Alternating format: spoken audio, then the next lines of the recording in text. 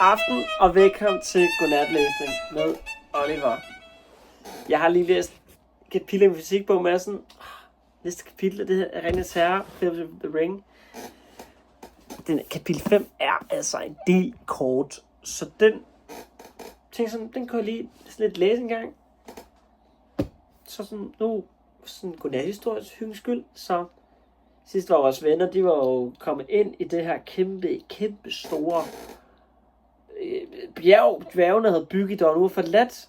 Men de havde det problem, at de kunne ikke rigtig finde ud igen af det kæmpe store bjerg, de var kommet ind i.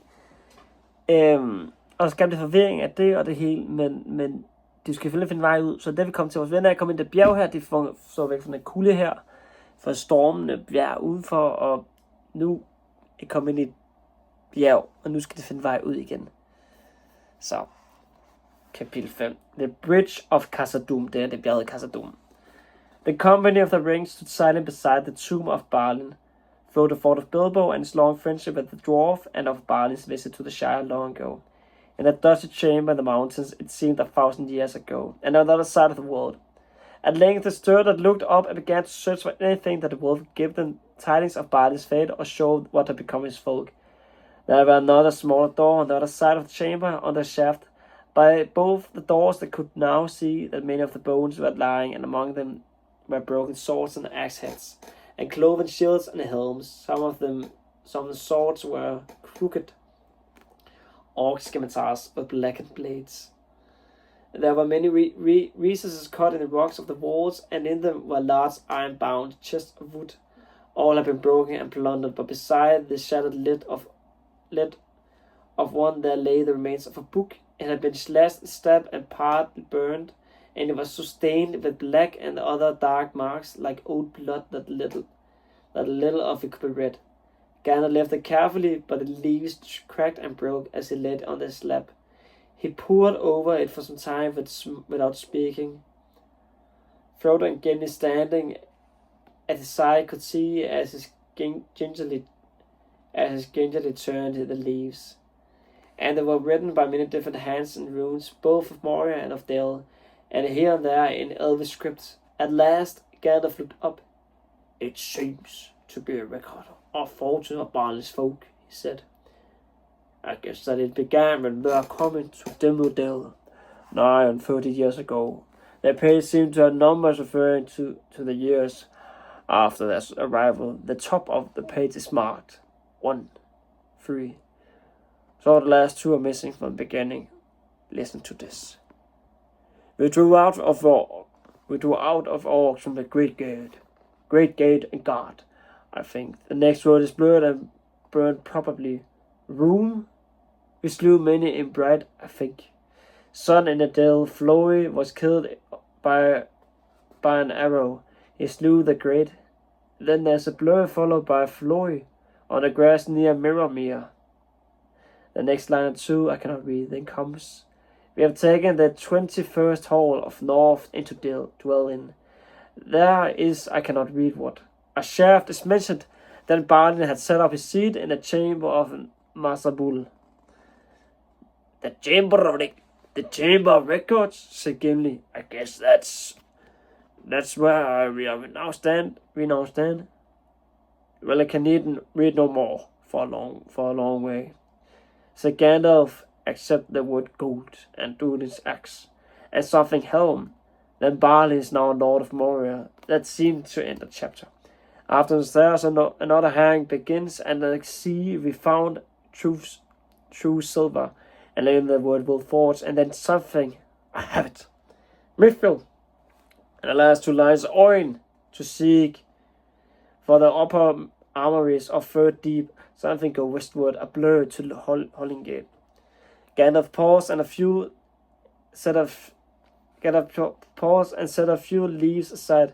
There are still pages of the same sort. Rather hastily written and much damage, he said. But I cannot make little of them in this light. Now there must be a number of leaves missing, because they begin to be numbered 5, then 5th year of the colony, I suppose. Let me see. They're too cut and stained. I cannot read them. We might do better in sunlight. Wait, there's something. A large bold hand using an elvish script.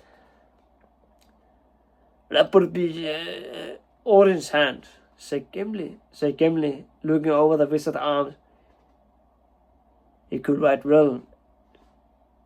And speedily, and often using the elvish characters.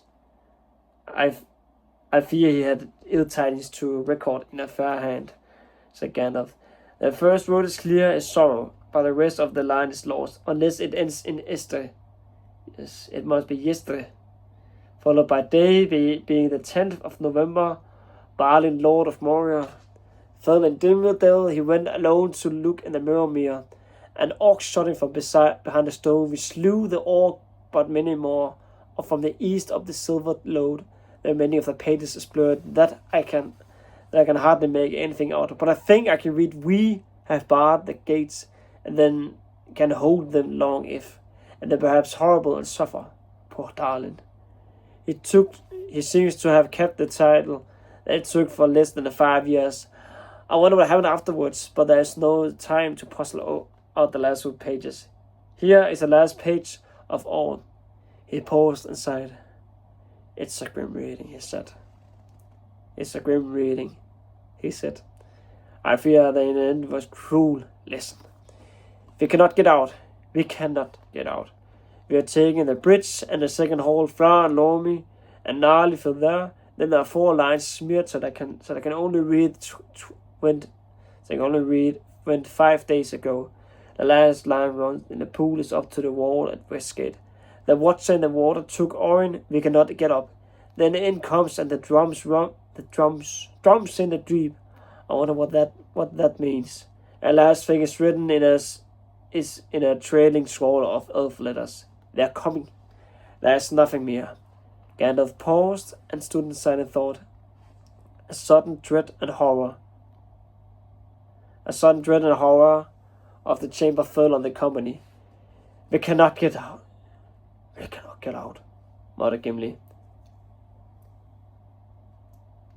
It was well for us that the pool had sunk a little, and that the watcher was sleeping down at the southern end. Gandalf raised his head and looked around. They seemed to have made a last stand by both doors, he said. But there were not many left by that time, so in the attempt to retake Moria, it was valiant but foolish. The time is not come yet. Now I fear we must say farewell to Balin, son of Rúdin. Here he must lie in the halls of his fathers. We will take this book, the book of Mazabul, and look at it more closely later. You had better keep it, Gimli, and take it back to Darlin if you get a chance. It will interest him, though it will grieve him deeply. Come, let us go. The morn is passing. Which way shall we go? Asked Boromir. Back to the hall, answered Gandalf. But our visit to this room has not been in vain. I know where we are. This must be, as Gimli said, the chamber of Mazabul, and the hall must be 21st of the north end.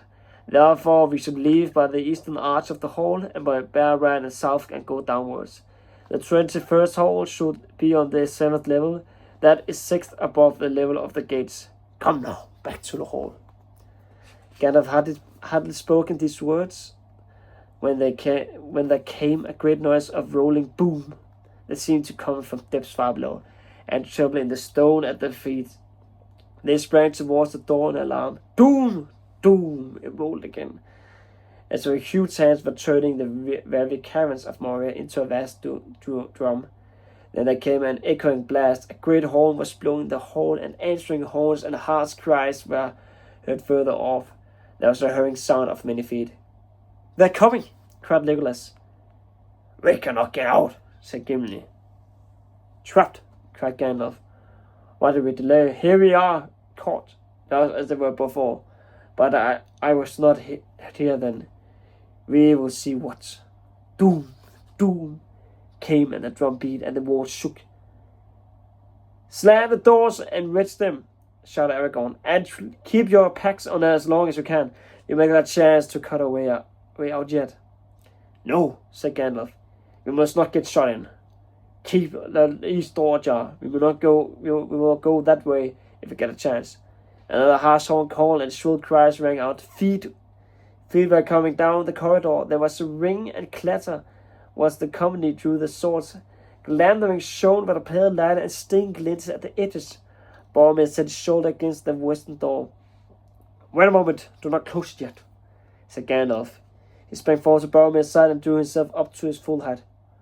Who comes hither to disturb the rest of Balin, Lord of Moria? He cried in a loud voice. There was a rush of a hoarse laughter, like the fall of sliding stones in a pit, and with the clamor of a deep voice was raised in a command. Doom, boom, doom, went drums in the deep. With a quick movement, Gandalf stood before the narrow opening of the door and thrust forward his staff. There was a dazzling flash that lit the chamber and the passage outside. For an instant, the wizard looked out, arrows whined and whistled down the corridor, and sprang back. There are orcs. We are orcs. There are many of them, he said, and some are large and evil, black uruks of Mordor. For the moment they are hanging back, but there is something else. There a great cave troll thing, or more than one. There is no hope of escape the way. And no hope at all, if they come at all as well, said Boromir. There is no sound. There is no sound here yet, said Aragorn, who was standing by the eastern door listening. The passage on the side plunged straight down at the stair. It plainly does not lead backwards to the hall. But it's no good flying blindly this way with the pursuit just behind. We will now block the door. Its key is gone and the lock is broken. And it opens inwards. We must do something to lay the enemy first. We will make them fear the chamber of Mazabul, he said grimly, feeling the edge of his sword Anduril. Heavy feet were heard in the corridor. Boromir flung himself against the door and heaved it to. Then he went it with broken sword blades and splints of wood. The company retreated to the other side of the chamber, but they had no chance to fly yet. There was a blow on the door that made it quiver, and it began to grind slowly open, driving back at the wedges. A huge arm showed over the dark skin of greenish scales were thrust with the widening gap. Then a great flat toeless foot was forced through the below. There was a dead silence inside. Boromir leaned forward and hewed at the arm with all his might, but his sword rang glass aside and fell from his shaken hand. The blade was snatched. Suddenly, as to his own surprise, Frodo felt a hot wrath blaze up in his heart. "The Shire!" he cried, and springing beside Boromir, he stopped and stabbed with sting at the hideous foot. There was a bellow, and the foot jerked back, nearly wrenching sting from Frodo's arm. Black drops dripped from the blade and smoked on the floor. Boromir hurled himself against the door and slammed again. "One for the Shire!" cried Aragorn. "The hobbit's bite is deep. You have a good blade, Frodo, son of Drogo." There was a crash on the door, followed by crash after crash. Rams and hammers were beating against it. It cracked and staggered back, and the opening grew suddenly wide. Arrows came whistling in, but struck the northern wall and fell harmlessly to the floor. There was a horn blast and a rush of feet, and orcs, one after another, leaped into the chamber. How many there were, the company could not count. The affray was sharp, but the orcs were dismayed by the fierceness of defense. Like a shot through the throat, Gimli hewed the legs from under another that had sprung up on Balin's tomb. Boromir and Aragorn slew many.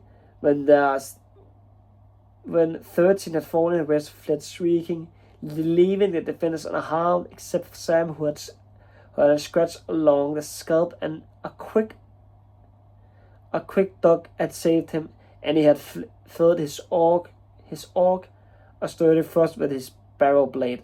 A fire was smoldering in his brown eyes that would have made Ted Sandyman step backwards if he had seen it. "Now is the time!" cried Gandalf. "Let us get out before the troll returns."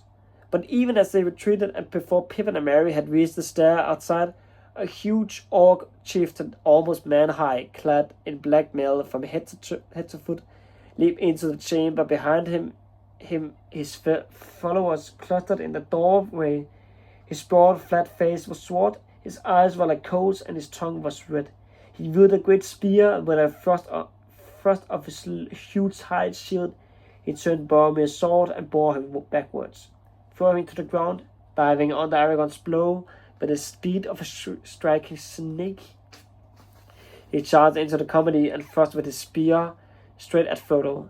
The blow caught him on the right side, and Frodo was hurled against the wall and pinned. Sam with a cry hacked at the spear shaft, and it broke. But even as the orc flung down the truncheon and swept out his scimitar, Andúril came down upon his helm.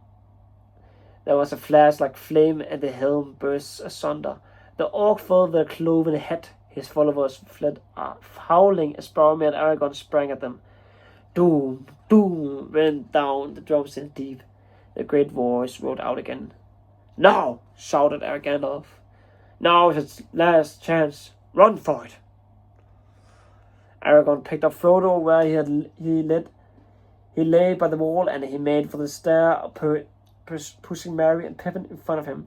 The others followed, but Gimli had to be dragged away by Legolas. In spite of the peril, he lingered by Barley's tomb with his head bowed. Boromir hauled the eastern door to grinding upon its hinges. It had great iron rings on either side, but could not be fastened.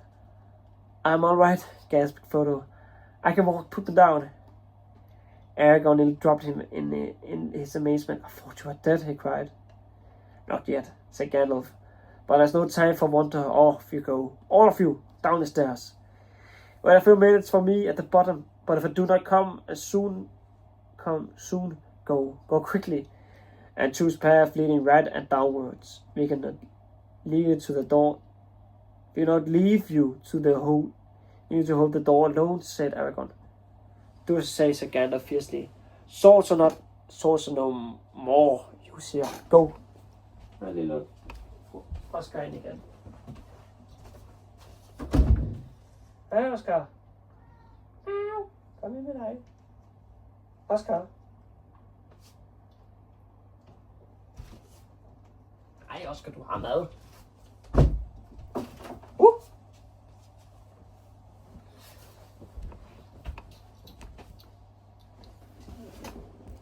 Okay.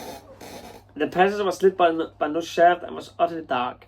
They groped their way down a long flight of steps, and then looked back, but they could see nothing except high above them the faint glimmer of the wizard's staff.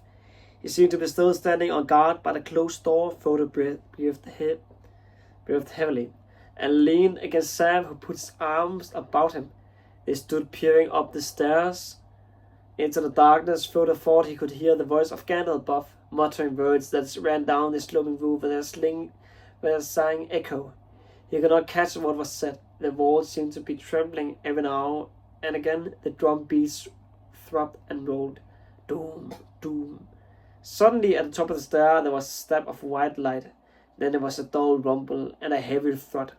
The drum beats broke out widely. Boom, boom, boom, boom, and then stopped. Gandalf came flying down the steps and fell to the ground in the midst of the company. Well, well, that's over, said the wizard, struggling to his feet. I have done all that I could, but I have made my match, and I have nearly been destroyed. But don't stand here. Go on. You'll have to do without light for a while, and I'm rather shaking. Go on. Go on. Where are you, Gimli? Come ahead. Come ahead with me. Keep close behind, all of you. They stumbled after him, wondering what had happened. Doom, doom, went the drum's beats again. They now sounded muffled and far away, but they were following. There was no other sound of pursuit, neither tramp of feet nor any voice. Gandalf took no turns right or left, for the passage seemed to be going in the direction that he desired. Every now and again it descended in a flight of steps, 50 or more, to a lower level. At the moment that was their chief danger, for in the dark they could not see a descent until they came on it and put their feet out into emptiness. Gandalf felt the ground with his staff like a blind man. At the end of an hour they had gone a mile, or maybe a little more, and had descended many flights of stairs. There was still no sound of pursuit. Almost they had began to hope that it would escape. At the bottom of the seventh flight, Gandalf halted. "It is getting hot. It is getting hot," he gasped. "We ought to be down at last to the level of the gates now. Soon I think we shall look." "Oh, the Balrog." For left hand turn to take us east. I hope it's not. No, for left hand turn to take us east. I hope it's not far. I'm very weary. I must rest here a moment, and even if all the orcs ever spawned after us. Gimli took his arm and held him down to a sit on the steps. "What happened?" Gimli. What happened away up that door?" he asked. "Did you meet the band of drums?" "I do not know," asked Gandalf. "But I found myself suddenly faced by something that I have not met before. I could think of nothing to do but to try and put a shouting spell on the door. There are many, but to do things of that kind rightly requires time, and even the door can be broken by strength." As I stood there, I could hear all voices on the other side, and at any moment I thought they would burst it open. I could not hear what was said. They seemed to be talking in their own hideous language. All I called was "Dash." That is fire. There is something coming into the chamber. I felt the throng at the door, and the orcs themselves were afraid and fell silent. It laid hold of the iron ring, and then it perceived me and my spell. What it was I cannot guess, but I have never felt such a challenge. The counter spell was terrible. It nearly broke me. For an instant the door left my control and began to open. I had to speak a word of command. That proved too great a strain. The door burst in pieces. Something dark as a cloud was blocking out all the lights inside, and it was thrown backwards down the stairs. All the wall gave away, and the roof of the chamber as well, I think. I'm afraid of Balin is buried deep, and maybe something else is buried there too. I cannot say. But at last the passage behind us was completely blocked. I never felt so spent, but it is a passing. And now, what about you, Frodo? There was no time to say so, but I have never been more delighted in my life than when you spoke. I feared that it was a brave but dead hobbit that Aragorn was carrying.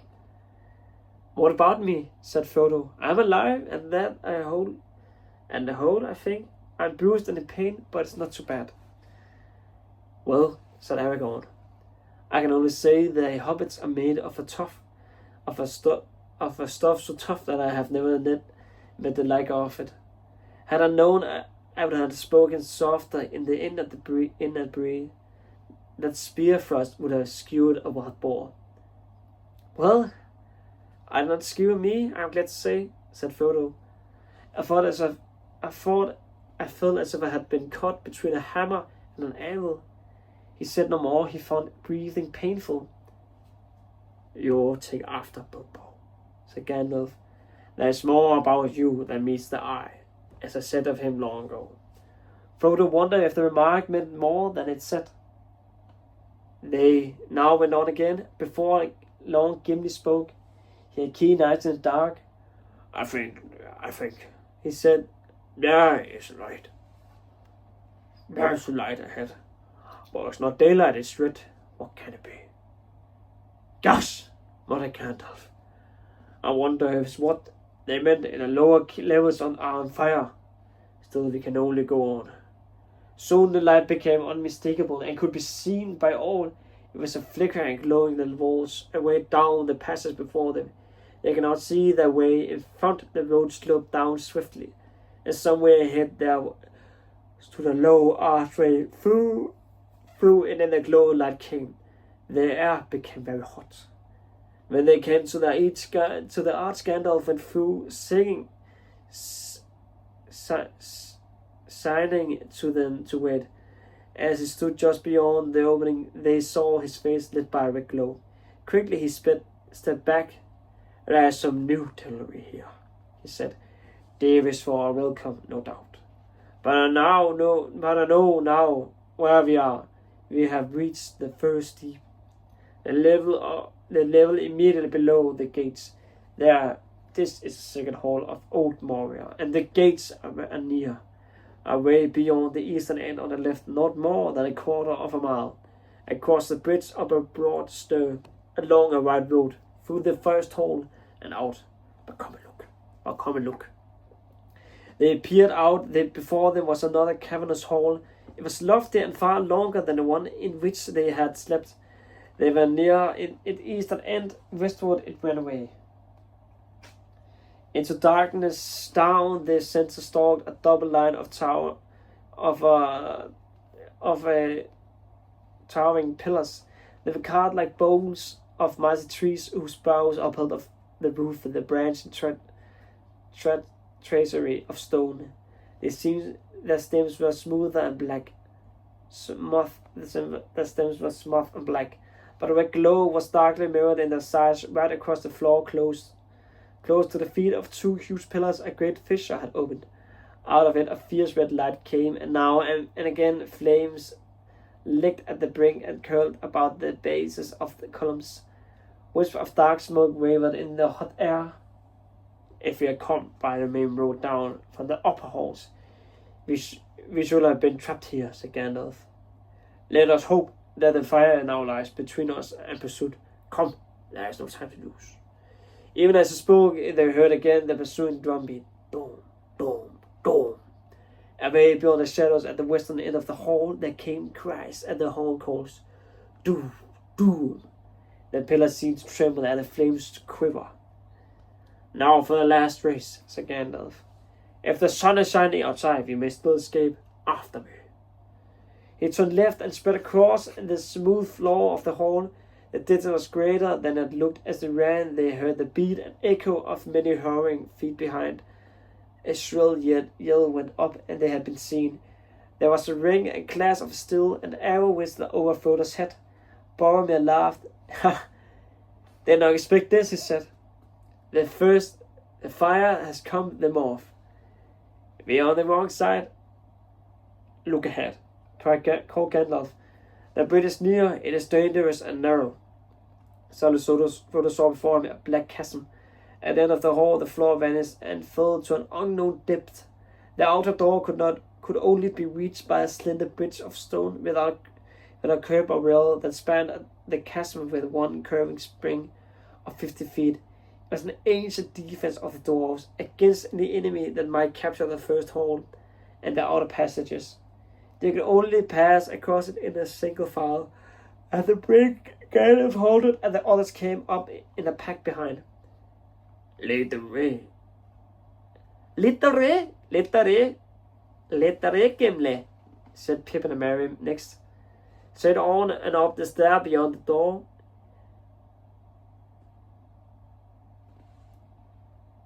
Lead the way, Gimli, he said. Merry and Pippin next. Straight on and up the stair beyond the door. Arrows fell among them. One struck Frodo and sprang back, and out appeared Gandalf's hat, and stuck there like a black feather. Frodo looked behind. Beyond the fire he saw swarming black figures. There seemed to be hundreds of orcs. They brandished spears and scimitars which shone red as blood in the firelight. Doom, doom, roared the drum beats, growing louder and louder. Doom, doom. Legolas turned and set an arrow to the string, though it was a long shot for his small bow. He drew, but his hand fell, and his arrow slipped to the ground. He gave a cry of dismay and fear. Two great trolls appeared. They bore great slabs of stone and flung them down to serve as gangways over the fire. But it was not the trolls that had filled the earth the tower. The ranks of the orcs had opened, and they crowded away. After themselves were afraid something was coming up behind them. What it was could not be seen. It was like a great shadow, in the middle of which was a dark form of man's shape, maybe yet greater, and a power and terror seemed to be in it and to go before it. It came to the edge of the fire, and the light faded as if a cloud had bent over it. Then, with a rush, it leaped across the fissure. The flames roared up to greet it. it wreathed about it, and a black smoke swirled in the air. Its streaming mane kindled and blazed behind it. In its right hand was a blade like a stabbing tongue of fire. In its left, it held a whip of many thongs. Aye, wailed Douglas. A Balrog is come. Gimli started with what storage spade, he cried. And letting his axe fall, he covered his face. A Balrog, muttered Gandalf. Now I understand. He faltered and leaned heavily on his staff with what an evil fortune, and I'm already weary. A dark figure streaming with fire raced towards them. The orcs yelled and poured over the stone gangways. Then Boromir raised his horn and blew. Loud the challenge rang and billowed like the shout of many throats under the cavernous roof. For a moment the orcs quilled and the fiery shadow halted. Then the echoes died as suddenly as a flame blown out by a dark wind as the enemy advanced. Again. Over that bridge, cried Gandalf, recalling his strength. Fly! This is a foe beyond any of you. I must hold their narrow way. Fly! Aragorn and Boromir did not heed the command, but still held their ground, side by side behind Gandalf at the far end of the bridge. They was halted just within the doorway as the halls ended and turned, unable to leave their leader to face the enemy alone. The Balrog reached the bridge. Gandalf stood in the middle of the span, leading on the staff in his left hand, but in his other hand gleamed cold and white. His enemy halted and facing him, and the shadow about it with under two vast wings. It raised the whip and the thongs whined and cracked. Fire came from its nostrils, but Gandalf stood firm. You cannot... Oh, they didn't come. You cannot pass. You cannot pass. You cannot pass. You cannot pass, he said. The orcs stood still and a dead silence fell. I am a servant of the secret fire, the wielder of the flame of Arnor. You cannot pass. The dark fire will not aware you. Flame of Udun, back to the shadow. You cannot pass. The Balrog made no answer. The fire in it seemed to die, but the darkness grew. It stepped forward slowly onto the bridge, and suddenly it drew itself up to the great height, and the swings were spread from wall to wall, but still Gandalf could be seen. Glimmering in the gloom, he seemed small and altogether alone, grey, bent like a wisdom tree before the onset of a storm. From out the shadow, a red sword leaped flaming, glittered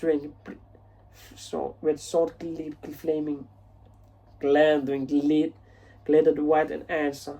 There was a ringing clash and a stab of white fire. The Balrog fell back, and his sword flew up in the molten fragments. There was a sweat on the bridge, stepped back at a pace, and then again stood still. You cannot pass, he said. With a bound, the Balrog leaped full upon the bridge. It swept whirled and hissed. He cannot stand alone, cried Aragorn suddenly, and ran back along the bridge. Elendil, he shouted. I'm with you, Gandalf. Gondor, cried Boromir, and leaped after him. At the moment Gandalf lifted his staff and cried aloud, he smote the bridge before him. The staff broke asunder, fell from his hand, a blinding sheet of white flame sprang up. The bridge cracked. Right at the Balrog's feet it broke, and the stone upon which it stood crashed into the gulf while the rest remained, the poison crowing like a tongue rock thrust onto its emptiness. The child cried, the Balrog fell forward, and the shadow plunged down and vanished. But even as it fell, it swung its whip, and the thongs lashed and curled about the wizard's knees, dragging him into the brink. He staggered and fell, grasped vainly at the stone, and slid into the abyss. Fly, you fools, he cried, and was gone. The fire sound and the black darkness fell. The company stood rooted with horror, staring into the pit, even as Aragorn and Boromir came flying back. The rest of the bridge cracked and fell with a cry. Aragorn aroused them. "Come! I will lead you now," he called. "We must obey his last command and follow me." Follow me. They stumbled wildly up the great stairs beyond the doors. Aragorn leading Boromir at the rear. At the top was a wide, echoing passage. Along this they fled. Boromir heard Sam at his side weeping, and then he found that he himself was weeping as he ran. Doom, doom, doom. The dawn beats rolled behind. Mournful now and slow. Doom. They ran on. The light grew before them. Great shaft pierced the roof. They ran swifter. They passed into a hall bright with the daylight from its high windows in the east. They fled across it. Through its huge broken doors they passed. And suddenly before them the great gates opened and an arch of blazing light. There was a guard of awe crouching in the shadows behind the great doorposts turning either side. But the gates were shattered and cast down. Aragorn smote to the ground. The captain that stood in his path, and the rest fled in terror of his wrath. The company swept past them and took no heed of them. Out the gates they ran and sprang down the huge age-worn steps, the threshold of Moria. Thus, at last they came beyond hope under the sky and felt the wind on their faces. They did not hold until they were out of bowshot from the walls. Dimwardale lay upon them, the shadow of the misty mountains lay upon it, but eastward there was a golden light on the land. It was about 1 hour after noon. The sun was shining, the clouds were white and high. They looked back. Dark yawned the archway of the gates under the mountain shadow. Faint afar beneath the earth rolled the slow drum beats. Boom! A thin black smoke trailed out. Nothing else was to be seen. The dale all around was empty. Doom! Grief for the lads wholly overcame them, and they wept along, some standing and standing, some cast upon the ground. Doom! Doom! The drum beats faded. Wow, et kapitel. Jeg blev meget investeret i det her, kunne man godt mærke. Altså, jeg også lige sådan en kæmpe stor bog at læse om teori, psykologi, men da så kom hen til Ringenes Herre og sådan helt andet tempo. Altså, jeg kan huske på, at en Victor sagde til mig, at jeg kunne læse til med mere karakter, som jeg har gjort før i nogle andre bøger. Jeg læste højt for ham og nogle andre rådkilder. At det hjalp mig på en måde kapitel, jeg glæder mig rigtig meget til, så det kan også være det, der gjorde det meget, men vildt kapitel, det er nok et af de steder, der jeg husker mest også fra filmen, men det er Balrogen og Gandalf i det. Crazy. Vild. Det er sådan vildt kapitel der, men første gang man læser det sådan, man kan nemmere se det for sig, men nu har jeg set filmen før, synes jeg, sådan, man kan nemmere visualisere det, men for at selv lidt nogle billeder af den. Men der er ikke helt fra filmen, men ja. I hvert fald, vildt kapitel. Jeg håber, at du nød det. Godnat og sov godt til dig.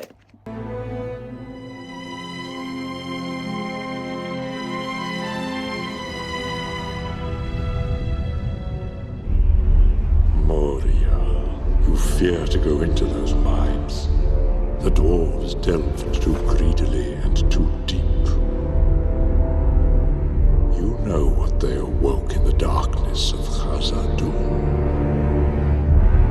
Shadow and flame.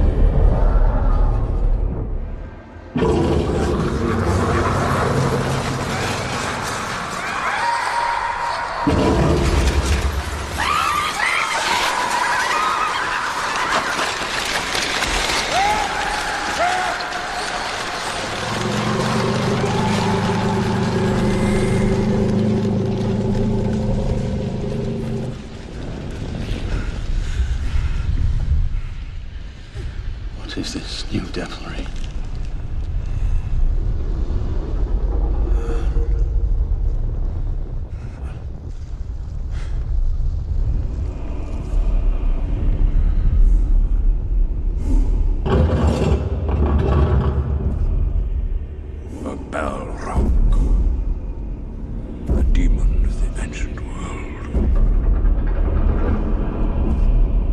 foe is beyond any.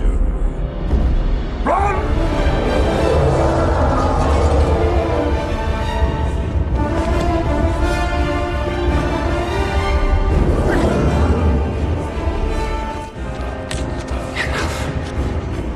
Lead them on, Aragorn. The bridge is near. Do as I say! Swords are no more use here. Over the bridge! High!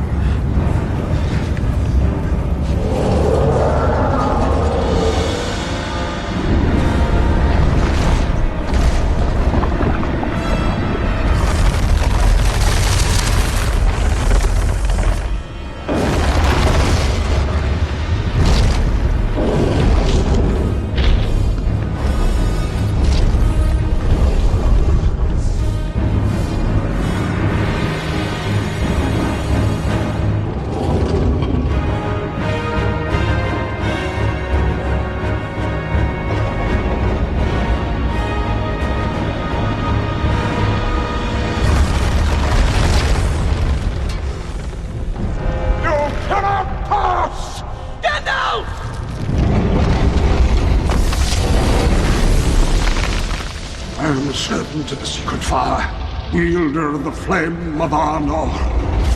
The dark fire will not avail you, flame of Udun!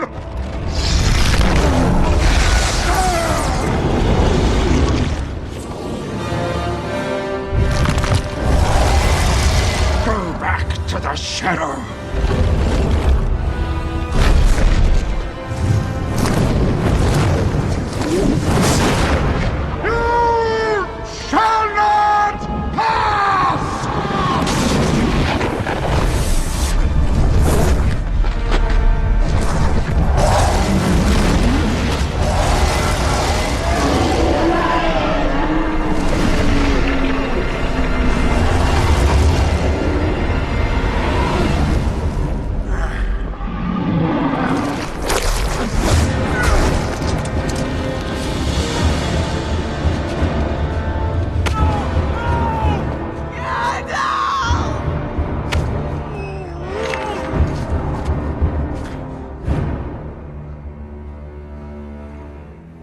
You fools!